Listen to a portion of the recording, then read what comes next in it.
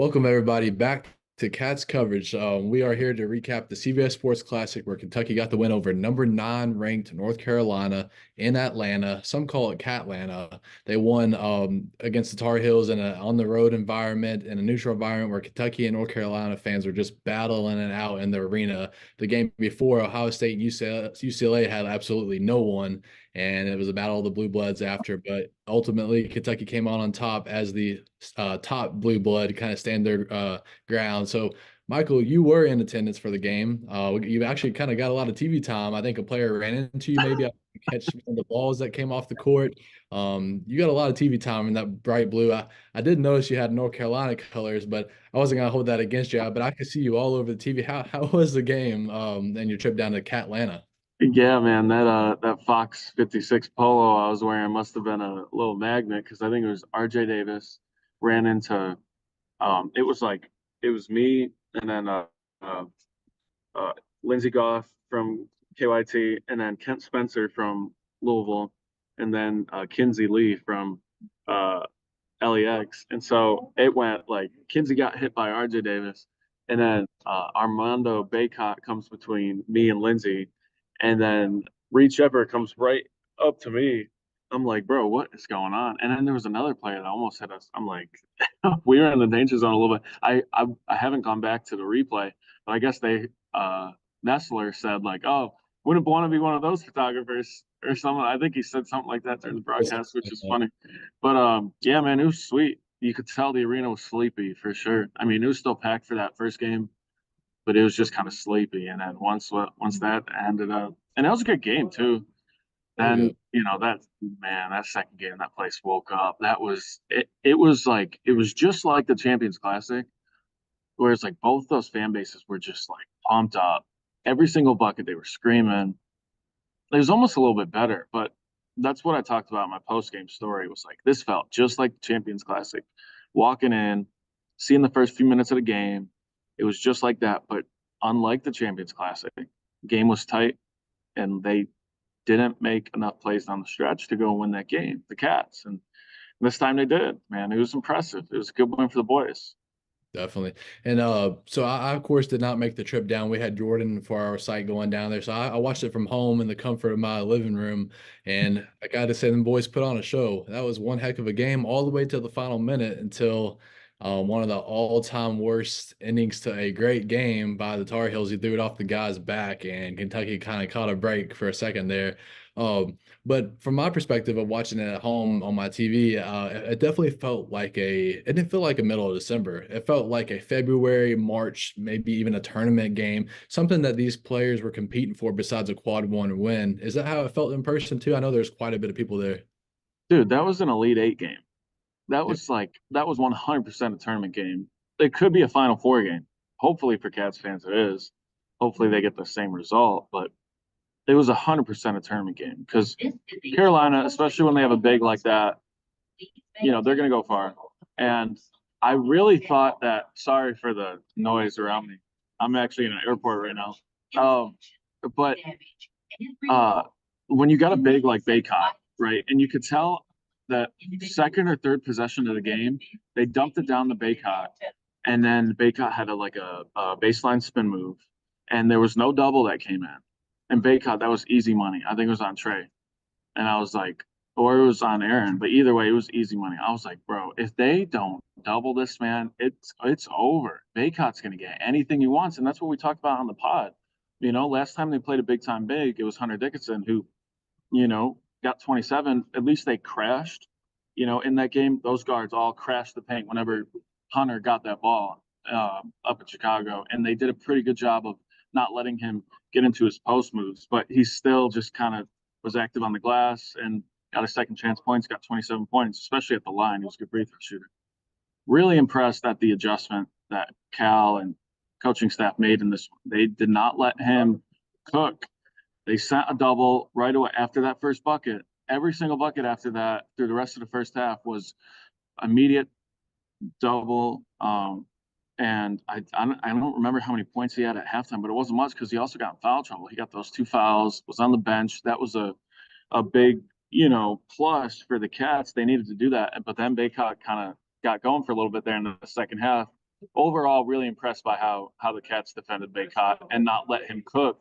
But then RJ Davis cooks, and then what's his face? The white boy, Cormac Ryan, dude, I forgot he was a Notre Dame transfer. He went crazy too. Yeah, he did. Um, those big two fouls in the first half were crucial on Baycott to get him sidelined for a while. But you could tell right from the jump, it was Baycott and Bradshaw going at it. That's what was the point of emphasis from the North Carolina offense. And outside of that first bucket and then those fouls, I'm really impressed with the way that Kentucky handled Baycott. I think they finished with like 9 points, 6 rebounds. I think he had. I'm not sure how many blocks he had, but anyways, you expect him to have a 15 and 11 night. I think they said he before the game he was fourth in the nation in rebounds. You expected everything to come down there and for him to kind of maybe have a Hunter Dickinson night, maybe a little bit less than that, but basically be the emphasis of their offense. And Kentucky handled it pretty well. I'm really impressed with Trey Mitchell. You know which one's the better in that scenario, but Trey Mitchell held his own. Aaron Bradshaw, his third game back, if I'm not getting all these mixed up, he held his own as well. So I'm really impressed the way they kind of were to somewhat shut him down. I know the fouls definitely helped as well, forcing them to play with their guards. And of course, the RJ Davis guy went off. But I think a good half of that came in the last probably 15 minutes of the game. And he had it was steady in the first half of the second game. He just got hot. Ultimately, his hot shooting in the final 5 minutes or so is what kept them in the game. And if it wasn't for Kentucky missing free throws and RJ Davis getting hot, Kentucky might have won by 7 or 8 points or so. But ultimately, like you said, the biggest point off of this is Kentucky down the stretch played the way they wanted to. They controlled the tempo. Hell, they led the game for more than North Carolina only had a lead for 16 seconds throughout the entire game. So that was Kentucky's tempo. They controlled it from the jump. It's very impressive against I don't know who agrees or who doesn't, but Cal called his team North Carolina a Final Four team after the game. And, if he believes that, then, if Kentucky just beat a Final Four team in December, that's pretty impressive. It's a lot different when, we were kind of thrown off a little bit when not thrown off, but I don't think many expected them to play Kansas so well to start off the year. We thought we were going to lose by 10, 15 maybe. They showed up twice, and then now you throw into Miami. Miami may not be as good as we thought they were at that time, but that's three top 10 opponents where Kentucky almost beat Kansas. They fell down the stretch. They blew out Miami at home, and then on the road took out North Carolina. All of them are pretty comfortable. I wasn't really disappointed in any of that. So I don't know, man. You show up for the challenges and you play against good teams. That kind of shows the DNA that this team could be really good, and it's just not just a opinion anymore. Yeah, for sure. And I think, it's good that they were able to, defend a big really well, because that could have been a problem. If they let Baycott get another 27, it'd be Yeah. like, uh-oh, then that's a story all year. And I know there aren't a ton of good bigs in the SEC. We've talked about that before, but it was just good to know that they can do it because they probably will in the tournament, even if it's like, seeing Purdue in the Sweet 16 or something, and then you got to go up against Zach Edey, that's a tough matchup no matter what to face a guy that big. So I like how Bradshaw, did his thing. You could tell he was frustrated at times. A couple fouls that he didn't like. He was never really in foul trouble, but he just kind of was working through the game. And then at the end, man, he had some big time free throws and he delivered. Like I was zooming in on my camera, zooming in close to his face, and you could see him like just taking those big deep breaths. And it's like you could tell he's a little nervous. He's a young kid, and that's the biggest game of his life because he didn't play in the Kansas game. So he's like completely in it. And he did miss the one. I think he missed the front end of the 1-on-1, which was bad, but he made the other free throws. So I don't know if he was like 4 for 5 or something, but he's made those big free throws down the stretch. Really impressed with that too. Yeah. I don't know when he was shooting those free throws. I can't. I'm trying to remember which end I saw you on, but was he on your end shooting those free throws in the second half, or was it reversed? Yeah, it was my end. I was on the left, so I was on the left side shooting him. So when he's looking at the hoop, I was on the right. Yeah. Well, I'm glad you said he was nervous because from the TV, he was, I don't know if you went back and watched the replay. He was chewing that gum pretty hard. He looked really nervous. He was sitting there going, just chewing over and over and over. Just, you could tell he was like, I got to hit these and I hit these. And he missed that one, but then I think he hit two, the next two. And the team, him and Big Z got hyped on the sideline. As soon as he hit that second one, he checked out. And forget who it was that came in. That was like one of the last few plays of the game. But he missed that first one, but he showed up and hit the ones that he didn't lose us the game. He hit them. You wish that he would hit all of them, but he hit the ones that had to go in, ultimately getting them that lead. And I thought it was I was paying attention who, when it got into crunch time, who they were going to, just to kind of see them in another test. And the things that I noticed is that they were going, let DJ Wagner cook from the top of the paint, let him go get a bucket. He did a couple times, and then Rob Dillingham. And I think if you argue who can probably go get a bucket at will, it's probably those two. Um, you could throw in some other guys, but I noticed that they went to those two guys and then used their big guys just to rebound, and they were the ones that ultimately got fouled. But another great performance against the North Carolina team. One thing I did want to get into is that Rob Dillingham led the team again in scoring. I think he finished with 17, if I'm not mistaken, something like that. If I'm trying to remember, it's been a couple days now. I think there were 8 different players on this roster that had 7 or more points. I mean, wow. Like, when is that done on a team? You usually have 3, 4, 5 guys have 10, 15, and they're the hot hands. But like, this was as balanced as it could have been. And in my opinion, that's what you want. Everybody doesn't have to be perfect and go off on the night and be Steph Curry or whoever you want to call them. It's everybody just pass it, share the ball. You get 2 points here, 2 points here. And then, if they lock on our best player, whoever you argue that could be, we're not just a one-dimensional team. Where in other years, if Case and Wallace or Reeves weren't cooking, we're done for it. If Oscar wasn't doing his down in the post, we're done for it. Anybody on this team can hurt you against the opponent. And I don't know, man. It's just how do you? It's hard to prep for an offense like that. It's real impressive. So that was kind of one of my main takeaways. Dude, it's impressive. And like, I think Ugana even played pretty well. I mean, he was in the right spots. Like he's not going to score like all year, so nobody should expect that of him. But he came in, he got the big, I think 2 blocks, but he got like a big, like really nice block. And then there was another one where they called him for a foul. I was like, I don't think that was a foul. I didn't see the replay. It didn't look like a foul. It looked like he kind of got all ball. He didn't make a lot of body contact, so he kind of got hoed on that one. But I think I was just impressed that he was able to come in and defend pretty well. And it was like kind of late there in the second half when, they UNC like had a little run. Baycott got a dunk, and Bradshaw made a couple like bad plays and a couple fouls. And I was like, dude, they might have to bring in Ugana, like because Ugana like actually, like played well and was in the right spots. So I'm impressed with him. And yeah, you're right about that. The points thing. I just feel bad for Adu because man, Adu's good.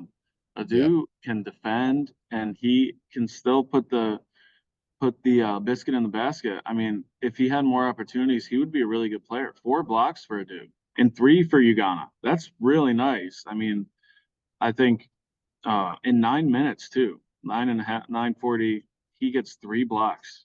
Hugo does. So Yeah. Can I say something on that point, right? You're saying, yeah, like, man, we kind of talked about Adu and Jordan Burks might be the 2 guys that kind of lose the minutes when all these guys are coming back and everybody's kind of finding their groove. But Adu, man, I said something there in the game. I feel pretty confident in this. Adu is, if he's the guy that loses minutes on this team, I'm selfishly just going to be a little annoyed with that. I mean, he's not going to be your leading scorer. He's not going to be your leading anything besides maybe blocks and the stuff that doesn't show up on the stat sheet. But like you just said, he came in and had 4 blocks, 4 major blocks. Now he does.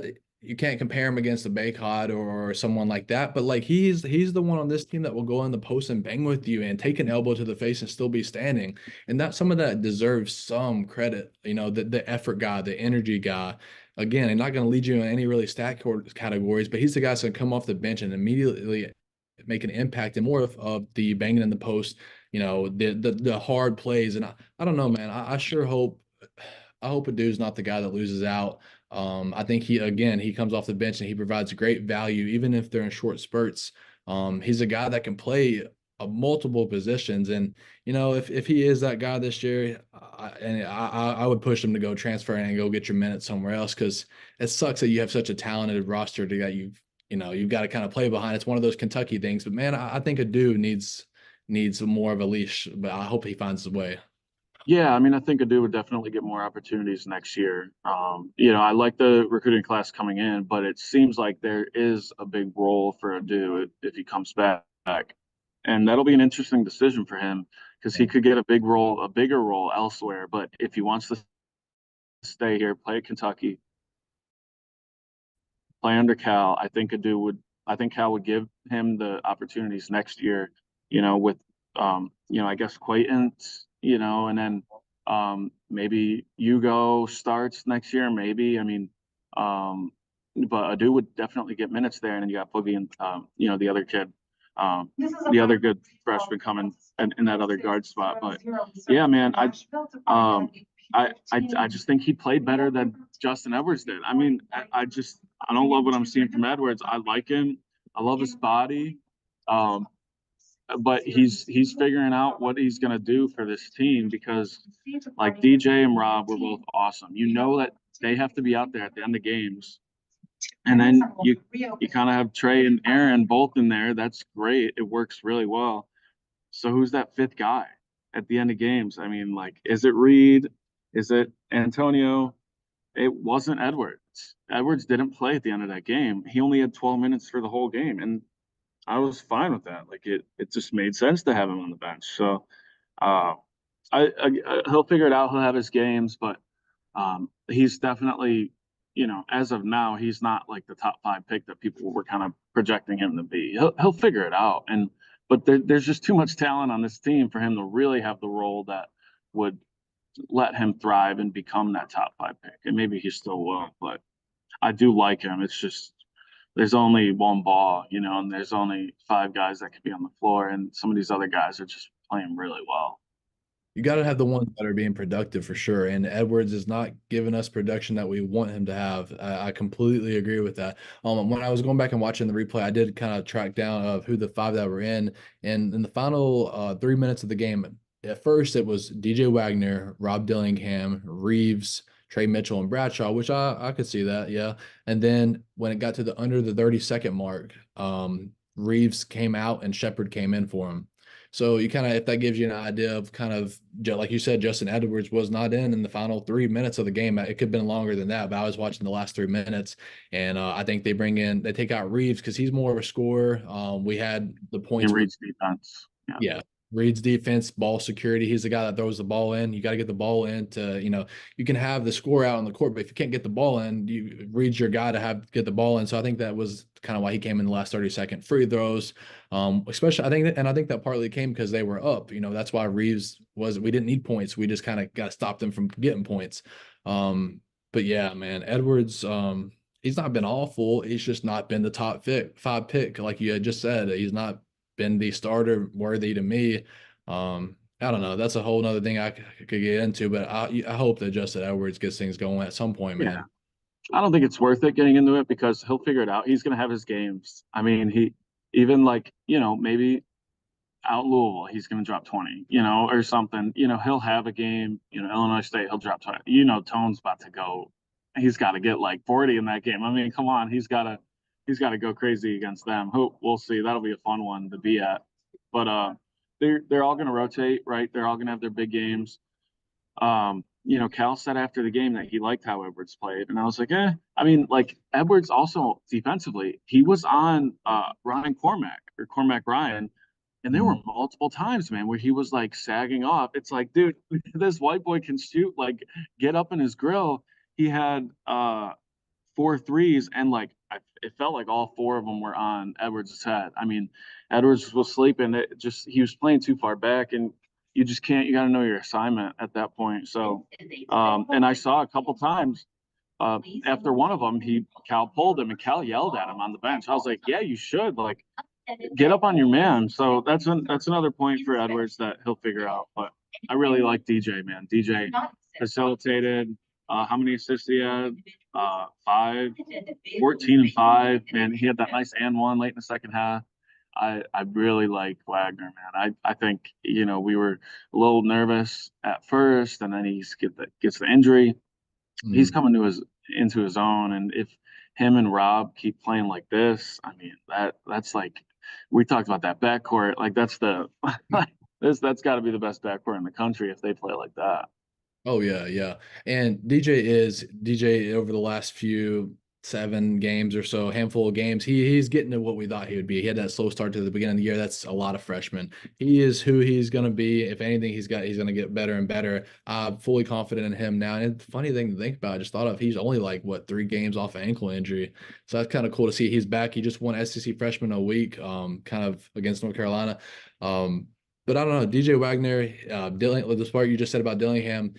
But one thing I've been thinking about as well is for most of the time that Dillingham has been here is I don't know, a lot of people have said that he's going to be like, let's see how he goes, and he's going to be a really good and really bad. And I'm getting to the point where I don't believe that anymore. When I didn't know really a whole lot about him when he first got here, okay, I mean I just kind of went off what people were saying.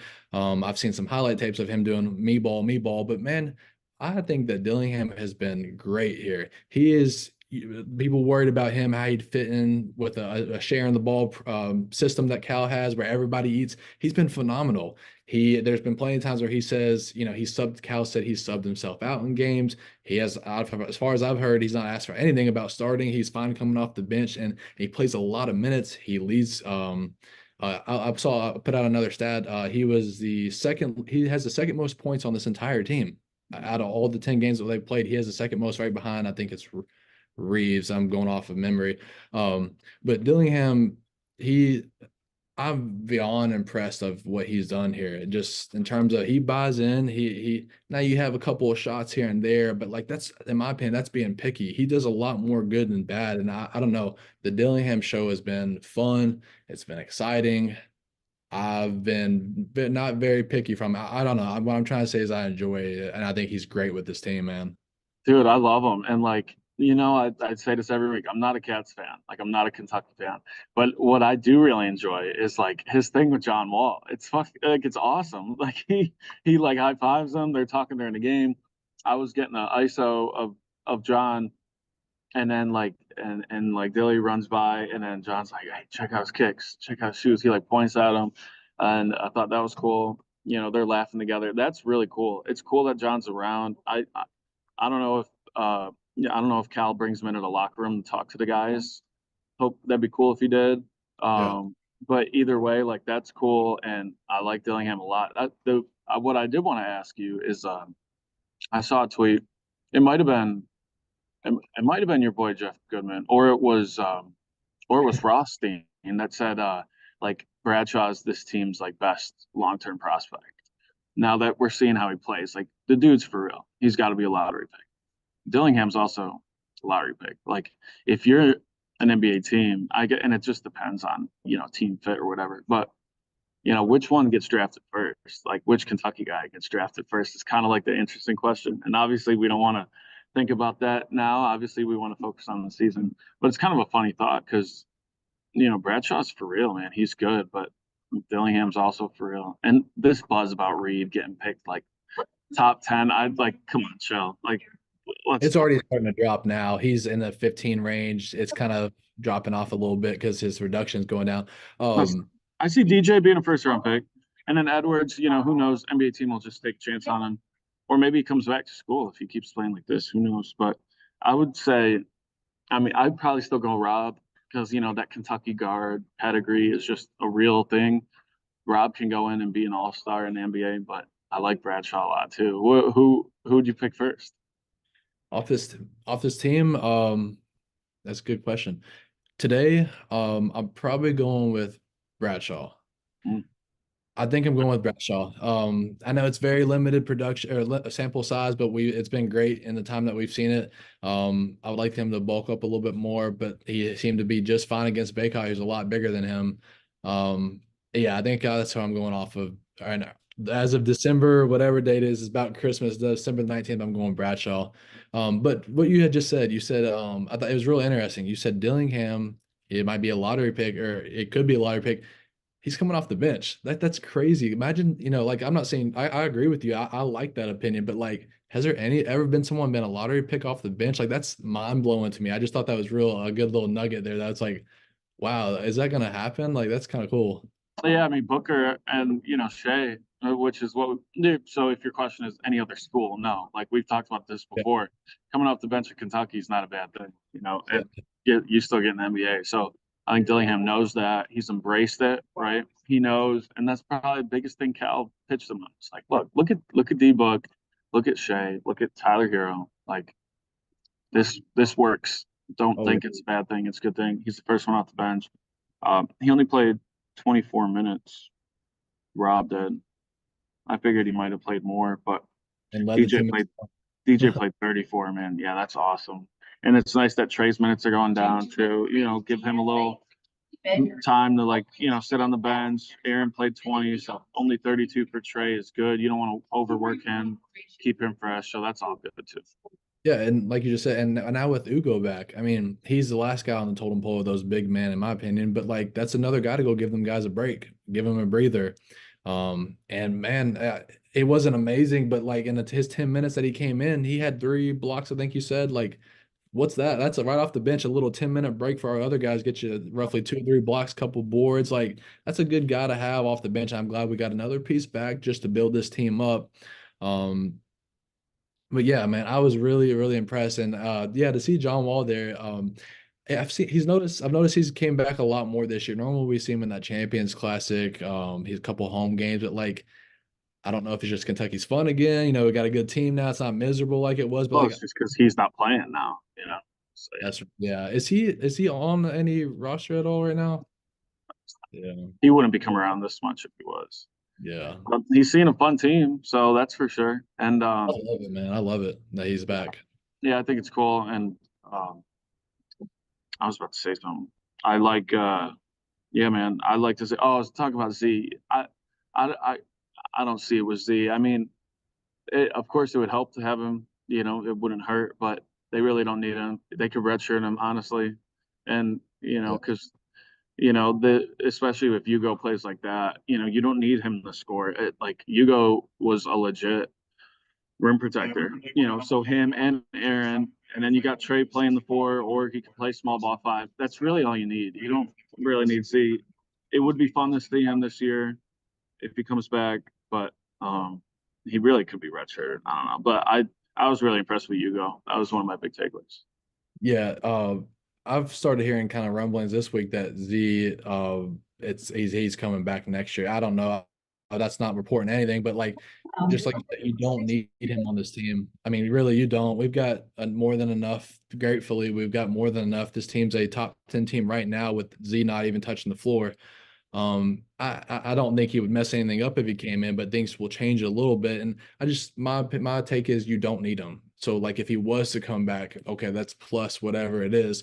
But people I think are starting to say now that he's going to be back for another year. And as time goes on and he doesn't play more and more, I think that's more of a reality. I don't see it as for sure. Don't see it as someone that just goes off to the league and whatever pro route after this season.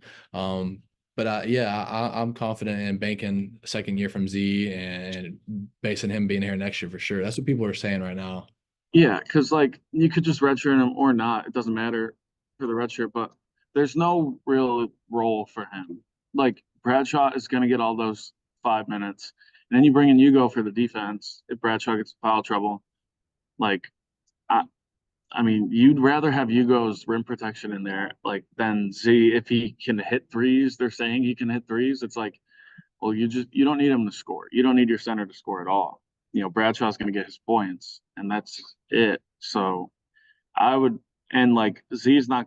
Why would Z leave? I mean, he could transfer, go to a different school to get more opportunities. But if you just kind of give him a role next year, he'll come back. There's no way he has a pro future coming in here and just even if he does come back, he's not playing more than 10 minutes a game. He's going to get like 7. He's just going to be like Lance Ware, maybe if not less. So, and that's not any knock on him. I'm sure he's a great player and it'll be fun to watch him play. But I mean, I don't see it. I know people were really excited to see him, but you should be excited for these 9 guys. I mean, these dudes like went out there and hooped and beat a really good North Carolina team. Cal said it. R.J. Davis, one of the best players in the country. That dude's a bucket. This UNC team's really good, so they have a shot to go out there and win the ACC. It's a good win for the Cats, man. the little resume, try to get a 1 seed. I know it doesn't matter a lot, but good quad one win, like you said. Yeah, it'll matter down in a couple months from now for sure. We'll be looking back on these back. I'm glad that happened. We didn't lose another close game like with Kansas. Um, but yeah, that's pretty much all North Carolina game that I've got to talk about. But to kind of transition into the next game at Louisville, um, to go see the Kenny Payne saga of what's going on up down the road in Louisville, the whole shit show that's going on. I'm excited, man. There's nothing, in my opinion, there's nothing about this game to get excited for besides the off the court stuff to see what's going on, see if Kenny Payne lasts. I mean, fully expect Kentucky going in there and getting the dub, not a doubt in my mind, probably pretty comfortably. I know it's going to be a more rowdy fan. I think Louisville fans will still show up in a small amount, but I still think Kentucky's going to dominate them in that. But I don't expect it to be like it's been this year for Louisville. I expect it to be Louisville's best turnout, but still Kentucky would kind of take over the Yum Center for sure. Dude, that place is gonna be all blue.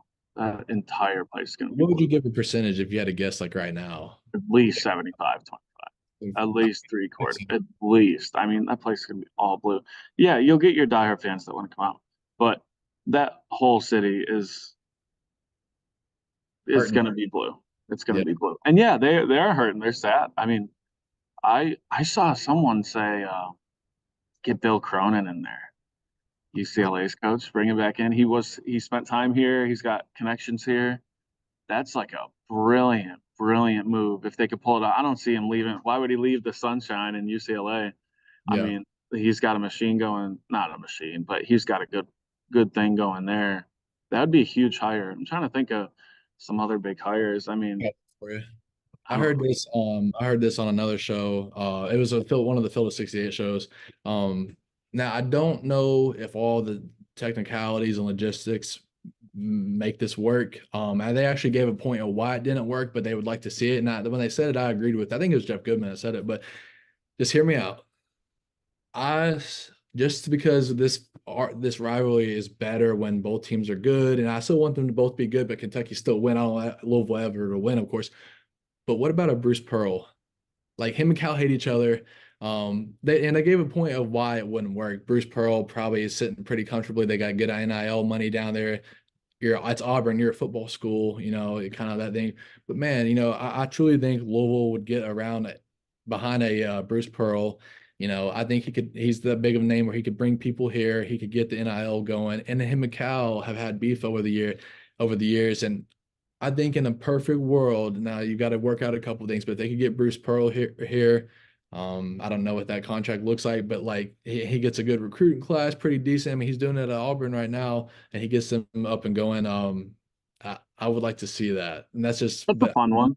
I like yeah, that one. I mean, but the football school, basketball school thing, I don't think it means a ton because, I mean, I know we got to do our ad, we got to take a break, but like Louisville's about to be a football school. They, yeah, I know they lost the Governor's Cup, but top 10 team. If they keep doing it, if Brom keeps doing his thing, like that's a football school. I mean, I know it's naturally a basketball school, but that football will always be king, man. If Stoops went out there and won the SEC, yeah. Kentucky would be a football school, man. It would, football always would be king. So, but I like that one. I don't know. I think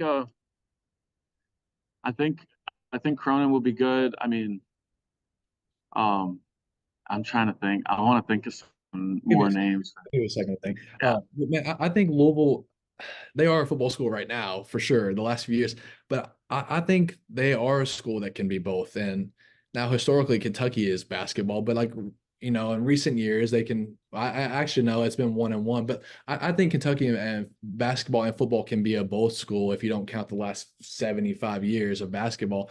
I think Louisville, down at Auburn, you're going to get shadowed by the football team, no matter really how good you are, unless you hit Final Four or above. And I don't think it's going to change a whole lot, even though Auburn's been down in football. But I really do think that if Bruce Pearl came or whoever and got Louisville going behind an exciting coach, it could be a both school. And I think Brom's going to be there for a couple of years. It's his hometown, his homecoming. he did great this year. I think he's going to be there. You could probably lock in at least 2 or 3 more years minimum. You know, I don't know whatever comes from that, but I think Brom's going to be there for a couple years to keep them boys going. But like, if you can get the Security announcement.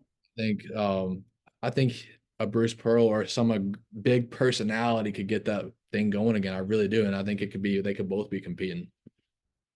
Did, did you have any other coaches in mind that you thought of there? They keep saying Baylor Scott Drew. Is that his name? Scott Drew. Yeah, he's not leaving though. I would doubt he would leave. Get Boeheim out of retirement. Yeah. Oh, speaking of leaving, we've got to leave for just a quick second for our ad break, but then Michael, I'll catch you on the other side of this break.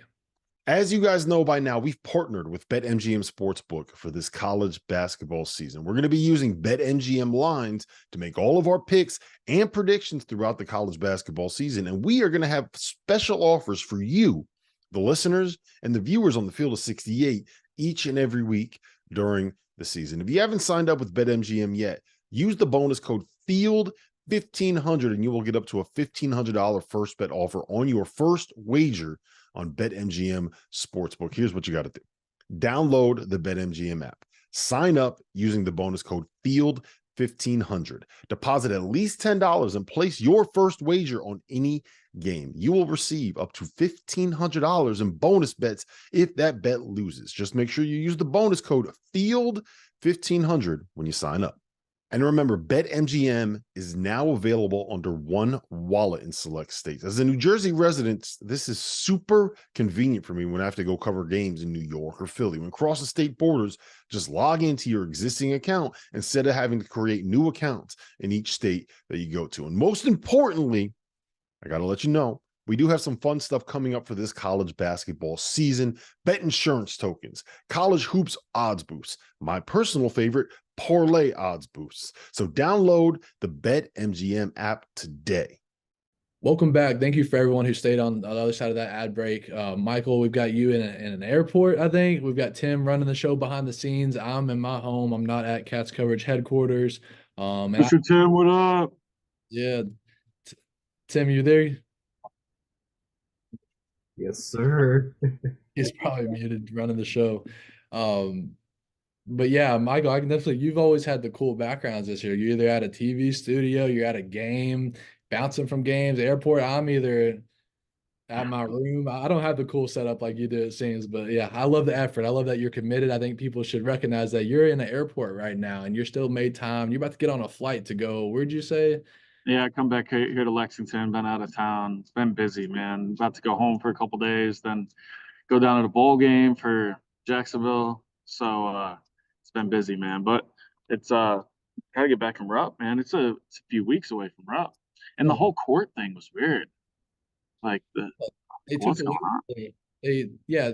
Well, they said the people that made the court came out and said Welcome to it wasn't Airport. circumstances, something wasn't under the playing conditions that they wanted. And I put out a tweet, dude. I was sitting there and I've not taken pictures all year. Tim does all of our pictures on the floor, and he had to miss that game, and so I went to go take pictures.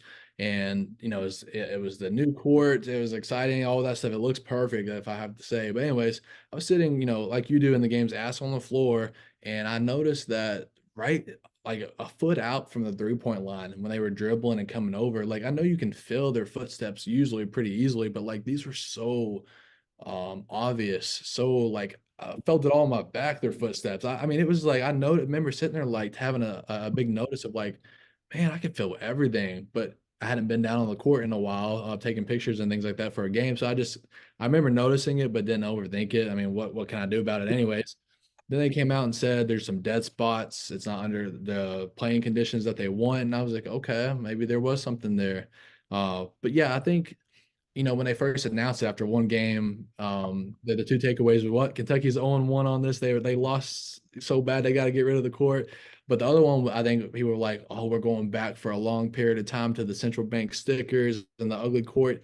And they did come out and say, I don't think people saw the second thing that they announced.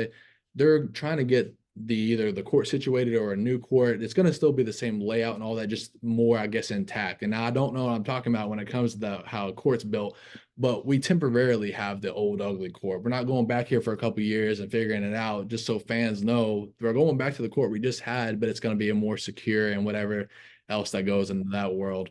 But yeah, it was unexpected for sure. 0-1 temporarily on that court, man. Yeah, I mean, they were all their fans were like, "Oh, go back to the old court, 0-1, Yeah, yeah. retire it." I'm like, "No, the new court's really nice." So they'll figure it out. But yeah, at Louisville, then Illinois State, the 29th, same day as the bowl game, so I won't be at that one.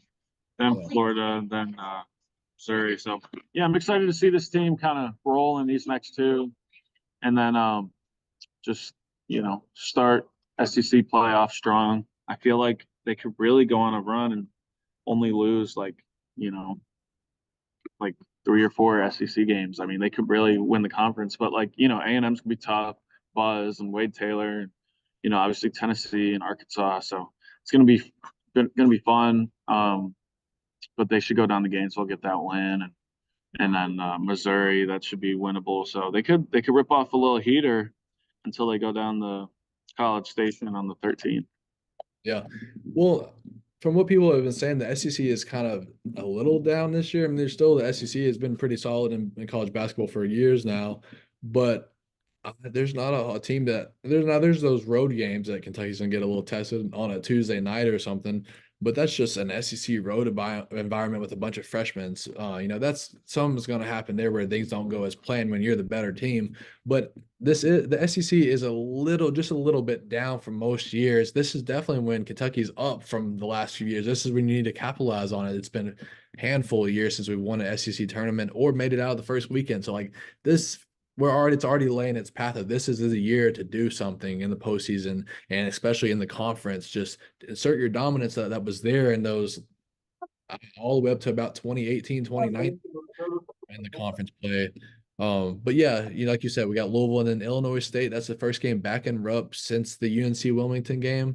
Home of or the team that Antonio Reeves used to play for, Illinois State. So, I kind of was thinking most of the time when our players play their old team, they don't, outside of Ashton Hagans, they don't do very well. I mean, Hagans had a couple games against Georgia teams that he did pretty well. What's your kind of early guesses? Do you think Antonio Reeves is going to have himself a night, or do you think there's just too many dudes on this team for him to really go off? What's your kind of early thoughts on the Illinois State game for Reeves? Yeah, that's what I said earlier. He better go out there, cook up 40. He's gonna go crazy. That'll be fun. I hope so. I know people were talking a lot about him, having that homecoming back in Chicago for the Champions Classic, and he had a good game, but did not show up at the end, man. He missed those shots, and they lost the game. Any one of those threes he could have buried and could have pushed that game to overtime. So, I think he'll go off. I think the whole team is really coming together. They got a lot of pieces, and they're working together. Going on the road for a true road game will be interesting. Once SEC play starts, they haven't had that, so it's a new challenge. But they've handled all these challenges like integrating Bradshaw and now Hugo, getting the bigs back into the system, and they're rolling, man. Having fun covering this team. Yeah, I definitely think this program's in a good position right now. For real, it feels really good because it's been a while. But yeah, we do need to see him in a true road game at another team's home court. You always know that at Tennessee game's rough. No matter if that team's good or not, it's almost like outside of this year, I would say outside of the last 2 years, I'd say Louisville too. I mean, in terms of football, maybe Kentucky, Louisville, no matter who's the better team that year, it's always a fight. And I think Kentucky's definitely the better team than Tennessee this year. But I just know we're gonna go down there and it's gonna be tied 5 minutes to go. Let's see who pulls this out. Just because that's at Tennessee, man. That's just how it always is. Dude, and at the Bud, in Fayetteville, at Arkansas, that place was rocking earlier in the year. So that is gonna be a tough one too. Yeah, and that's what this team needs. I mean, they've got some, neutral site wins and they've had some good challenges and some home wins that don't really count up for a whole lot. But then go out on the road to another team's crazy ass environment and come out with a win, maybe a top 20 team. I think Arkansas is not doing very well this year, but Tennessee might be ranked when we go down there. I think they're flirting with top 25 right now, maybe still in there. Actually, no, they're ranked one ahead Kentucky right now, if I remember that correctly. I think they're ranked 8th and we're 9th. I forget. He's top 10 right now. Yeah. It's gonna be a matchup. I've not spent my due diligence of watching a whole lot of other teams, so but I have seen that Arkansas, they beat Duke at home barely. But I don't think they're ranked. I think Alabama's had a couple bad losses, but long story short, this is the year to kind of show Kentucky how Kentucky's always been in the SEC in terms of basketball, and to make some noise and then lead into the postseason because you got to do it this year. But anyways, like you said, after the bowl game, December 29th, bowl games at noon. Illinois State's at like 6 or 7 that night in Rupp. First time back in Rupp in a month, pretty much. Then you have New Year's. Then you have started off SEC conference at Florida. So it's going to be exciting. Got a couple of games coming up that get to see what this team's made of. Get more Bradshaw working himself in. See if Ugo gets a few more minutes. Who knows? And just kind of further mold this team and start building their conference play and start racking up those wins. But again, exciting, man. Exciting. Any last words from you before we get out here tonight? You hit that flight back to Lex Vegas. That's it, man. I gotta go. Gotta roll. But good stuff, man. Good pod. There, go get on the plane, man. Don't miss it.